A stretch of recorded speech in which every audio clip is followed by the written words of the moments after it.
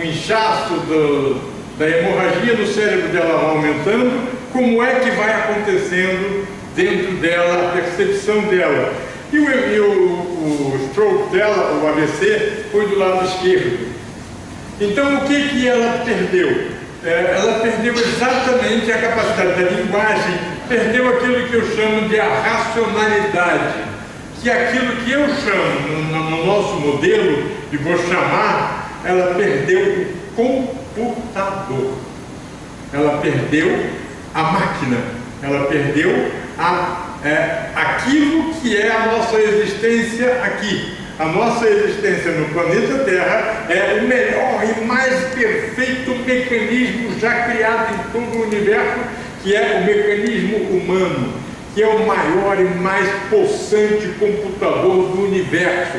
A memória dele, em primeiro lugar, é infinita, incomparável com qualquer memória. Se você fizer alguns procedimentos psicológicos, você consegue lembrar até, dizem alguns, outras encarnações de milhões de anos atrás.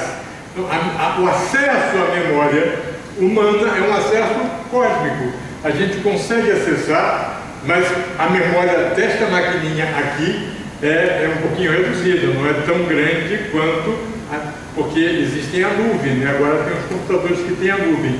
E nós temos uma nuvem divina, imensa e maravilhosa, que é infinita. Então, o lado esquerdo é o que a gente chama do lado intelectual, e que nesse modelo que a gente desenvolve é o computador, o biocomputador. Biocomputador, que é o computador biológico, né? Ele tem um processador dele do lado esquerdo, e o lado direito, que é o que a gente percebe que ela diz, é aquele que percebe um todo, é aquele que sente as coisas, os cheiros, os paladares, a energia, o tato, ele é a percepção, a sensibilidade. E na verdade, o lado direito é o nosso verdadeiro ser, por mais incrível que pareça. Para nós hoje, ele é o nosso verdadeiro ser. E a gente se refere a ele neste modelo que eu estou desenvolvendo, dos hemisférios cerebrais que a gente pratica, ele é a conexão cósmica, a conexão com o divino, é a conexão que nos faz em contato com o Deus que está em tudo quanto é lugar e dentro de nós também. Então, o nosso aspecto divino, que é o nosso verdadeiro ser. Só que, desde pequenininho, e já dentro da família, e depois na educação, porque a educação formou a família. Então as nossas mães e os nossos pais, eles frequentaram a escola, então eles estão formados pela ideia que a escola transmitiu, e a escola transmite uma ideia de que você não tem nada dentro, e que você está ali para aprender, e que você tem que receber de fora para dentro, e que você vai ter que aprender isso, vai ter que aprender aquilo, vai ter que aprender aquilo, e aí você, pessoal, não entendi, cala a boca, depois no final você pergunta, né?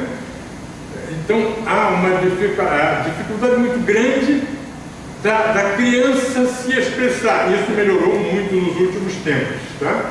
Nos últimos tempos tem melhorado muito, as crianças hoje são mais respeitadas, as crianças são mais ouvidas, existem várias teorias de educação, que são teorias que dizem da importância de se ouvir as crianças, de não se dar ordens radicais às crianças, né, de se negociar, considerar aquela criança como um ser humano.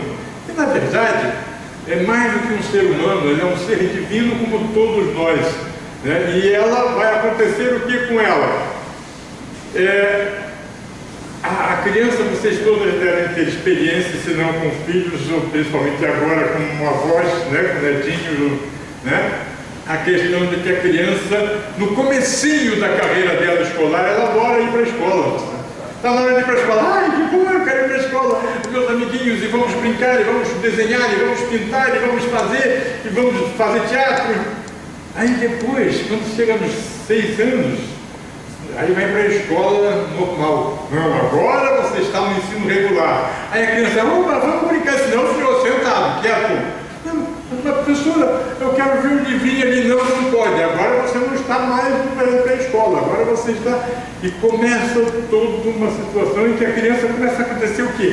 As crianças gostam de ir para a escola depois? É igual? Não é igual, né? Quando elas são bebezinhas, elas têm o maior prazer em ir para a pré-escola. Mas depois, qual é a hora que elas mais gostam? O recreio. Porque é o único momento em que ela pode ser, né? Em que ela pode se relacionar, que ela pode conversar, que ela pode se expressar. O resto tudo ela tem que ficar quieta, ouvindo um monte de coisa que não interessa nem um pouquinho a ela. E vamos e venhamos, vamos dizer a verdade, a nenhum de nós interessou, né? Não? Lembra quando a gente era pequeno? Que a gente ficava se perguntando, para que eu estou estudando isso? Eu não vou usar. E hoje a gente diz, realmente eu não usei para nada. A minha vida inteira, um monte de coisa que eu estudei, né? Então a criança fica lá naquela coisa, e com o tempo, o que acaba acontecendo, que é a coisa mais triste? É que o lado direito da criança, que é justamente esse que cria, que fala, que quer se expressar, que quer se manifestar, que gosta de se relacionar, que se interessa pela troca, começa a ser reprimido a tal ponto, não, você agora tem que ser sério. Chega uma idade lá na adolescência que o pai diz, não, isso é coisa de jovem, agora você vai virar homem. E aí sim que você tem que abandonar tudo que você ama e se submeter a tudo que o sistema de fora para dentro quer que você faça, né? E é aquele momento duro, é a dureza do momento da adolescência, em que o adolescente se revolta, o adolescente briga, e todo mundo quer impor, e ele não quer aceitar, né? Todos nós fomos assim, né? Todo mundo se lembra disso, né? Na nossa época era diferente, cada um teve a sua revolta na sua época, né? A sua maneira, o seu tempo, né? De acordo com a mentalidade da sociedade. E é justamente esse manifestar da individualidade que é o que a gente, no nosso modelo, a gente chama de o nosso verdadeiro ser, o nosso lado direito. E o que acaba resultando, para a tristeza nossa, é que nós acabamos convencidos por tudo que a humanidade diz, o sistema diz, a televisão diz, né? Que é a gente se submeter ao que todo mundo faz. Todo mundo faz assim, por que você vai fazer diferente? Né? Então não pode fazer diferente. E isso acaba afogando totalmente e tornando as pessoas como hoje a gente encontra muito. As pessoas tristes, as pessoas que não acreditam que possam fazer coisas por ela mesma, tem sempre que estar ajudando ao próximo, e ela é a última pessoa na lista de prioridades. O verdadeiro ser dela está sempre abandonado. E aí eu digo assim, puxa, mas Jesus, quando ele falou aqui, ele dizia uma coisa que é fundamental, mas eu acho que as pessoas não entendem muito bem quando ele disse, amar ao próximo como a ti mesmo. Se você não souber se amar, você não saberá amar ao próximo. Se você é aquela pessoa que está o tempo todo dizendo, não faça isso, não faça aquilo, você não pode isso, você não deve aquilo, você vai amar ao próximo dizendo ao próximo, não faça isso, não faça aquilo, não faça. E se você quer verdadeiramente amar ao próximo, ame a si mesmo, respeite as suas vontades, os seus desejos, os seus caminhos, né? Os seus pensamentos, acredite em você. Acredite que você existe. Teve um momento que ela disse no filme aqui, que é o momento mais triste, mas que é o momento em que realmente acontece isso. É um momento em que o computador, né, o lado esquerdo do cérebro, o computador, diz, não, esse negócio que tem aí dentro, esse negócio de você aí, isso não interessa não, sai fora. Agora eu sou diferente. Aí ele se separa e se separa de todo mundo, se separa dele mesmo. Quando o cérebro afirma, eu sou o que existe, ele faz com que o divino deixe de existir. Ele apaga a conexão com o divino. Ele não permite mais que o seu verdadeiro ser se manifeste. e ele fica lá, né, nervoso. E olha, gente, existe uma corrente na medicina hoje em dia, né, quer dizer, hoje em dia não, há muitos milhões de anos, que diz que grande parte, né, das doenças são causadas por nós mesmos, pelas nossas atitudes, pela falta de amor de nós por nós mesmos, por acreditar no que está de fora e não acreditar no que vem de dentro. Muitas vezes você não quer tomar um remédio, porque diz, não, você tem que tomar, porque aí você toma porque disseram que tem que ir, e acaba passando mal e aquilo acaba te fazendo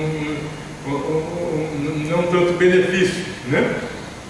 Mas essa desconexão com o divino, o Dr. Bach, né? O Dr. Bach, ele falava, principalmente a grande descoberta dele, é que ele tratava as pessoas da guerra, e com uma pessoa funcionava um medicamento, com outra não funcionava, e ele começou a dizer, pô, por que isso acontece? E aí começou a estudar a realidade emocional de cada pessoa, a família, como é que ele estava, o que é que ele pensava da vida, o que é que ele queria no futuro. E ele começou a descobrir que dependia muito mais de como o cara se sentia conectado por dentro e as coisas que ele acreditava, os desejos dele, do que verdadeiramente do remédio que era tomado. E até a medicina sabe disso, né? Porque a medicina, quando vai testar um remédio, ela bota metade das pessoas tomando um remédio de verdade, né? E a outra metade tomando de mentirinha, o que eles chamam de placebo, né? O cara toma uma pastilha que não tem nada dentro, só água com açúcar, o outro toma um remédio de verdade. E aí, quando eles conseguem que os que tomam o remédio de verdade, que 30% desses que tomaram de verdade, né, melhorem, isso passa a ser um grande sucesso na medicina e ela for falado e vira remédio para todo mundo. Então, esse lado esquerdo, ele disse, eu sou, e passou a tomar conta de todo o pedaço. E começou a escravizar todo o resto de seu próprio ser. E acabou com a possibilidade do nosso lado direito se expressar, né? Da gente, do verdadeiro eu, se expressar. E aí, às vezes, a gente se pega, se lembrando dos tempos de jovem, aí dá aquela dor profunda, diz, puxa, eu gostava de tanta coisa e não consegui fazer nada. E hoje eu acho que eu nem consigo mais. Mas, olha, há uma coisa que entre os místicos se fala, a vida só termina quando acaba, né? No último segundo é o melhor momento, os dois mais belos momentos da vida são a entrada na vida, né, e a saída da vida. A entrada na vida, porque quando você chega aqui, quando você chega na Terra, lado esquerdo e lado direito estão plenamente funcionando. Só que, quando você chega, o lado esquerdo está zerado. Sabe quando você recebe um computador em casa? A única coisa que ele tem é o sistema operacional. Agora não, agora os fabricantes já botam um monte de programa, você já chega com o Word, com tudo instalado. Mas antigamente você recebia o computador zerado, né? E aí tinha que instalar tudo. Então, quando você nasce, você tem uma situação maravilhosa, porque o direito, o lado direito, ele controla totalmente, porque ele está ensinando ao lado esquerdo, né? Ele está dizendo, olha, o botãozinho aqui, ele aprende a funcionar os botões e começa a fazer os braços se mexerem, o olho funcionar, tudo funcionar, e aí ele vai brincando, e até os primeiros momentos ele é o dono do pedaço, né? E aí começa, né, o primeiro ano, ele começa a aprender a falar. Para aprender a falar, já tem que exigir mais do lado esquerdo do cérebro, a linguagem, todo mundo sabe disso, né? E quando a linguagem vai se incorporando, ela começa a exigir mais, aí o computador começa a dizer, opa, eu que mando nesse troço aqui, se eu não falar, ele se ferra, né? O lado direito vai se ferrar, porque ele não consegue falar, eu que falo, então eu vou tomar conta do pedaço. E aos poucos ele vai garimpando, vai tomando conta do pedaço, e quanto mais ele vai amadurecendo, mais ele vai aprendendo regras de fora para dentro. Tira a mão daí! Por quê? Porque eu estou mandando. Como é que como eu estou mandando? Você está mandando, mas é só porque você está mandando, as coisas têm que funcionar porque alguém mandou. E o que é pior? A gente aprende isso, né? E chega numa certa idade que a gente começa a ficar até querendo que alguém mande. Não tem ninguém para me mandar, não. Senão eu vou ficar responsável pelo troço, eu não quero ser responsável, né? Estou acostumado desde cedo, né? Que me mandavam fazer tudo. E a melhor forma de você se relacionar com uma criança é permitindo que ela expresse o lado dela, o verdadeiro ser dela, o direito dela. Todo o trabalho da humanidade deveria ser, na criança, preservar o divino dela, preservar a conexão cósmica dela, a opinião própria dela, a capacidade de se expressar, de falar, de pensar diferente. Hoje a gente sabe, muitas pessoas, vocês todas já tiveram essa experiência, o quanto a gente aprende com um bebê. Mas principalmente quando ele começa naquela fasezinha que ele tudo diz com o coração. Ele não faz nada com a razão, com a mente. A mente só consegue o controle total depois do 4º ano. Até o 4º ano, o lado direito ainda está lá super. Ele vai diminuindo, lógico, né? Ele vai perdendo a força, vai perdendo o rebolado, porque ele fazia assim, todo mundo achava uma gracinha, mas ele vai ficando maior, ele faz assim, que é isso, meu filho? Segura essa bomba aí, não pode. Né? Aí já começa tudo a ser. E aí ele começa, ué, não pode mais, eu não posso mais ser como eu quero, né? Então é tudo muito complicado e até os 4 anos isso acontece. É muito interessante porque antigamente na humanidade, até os 4 anos, né, as mães estavam ali presentes, né? Porque era a função da mulher ser mãe, né? Só que as mulheres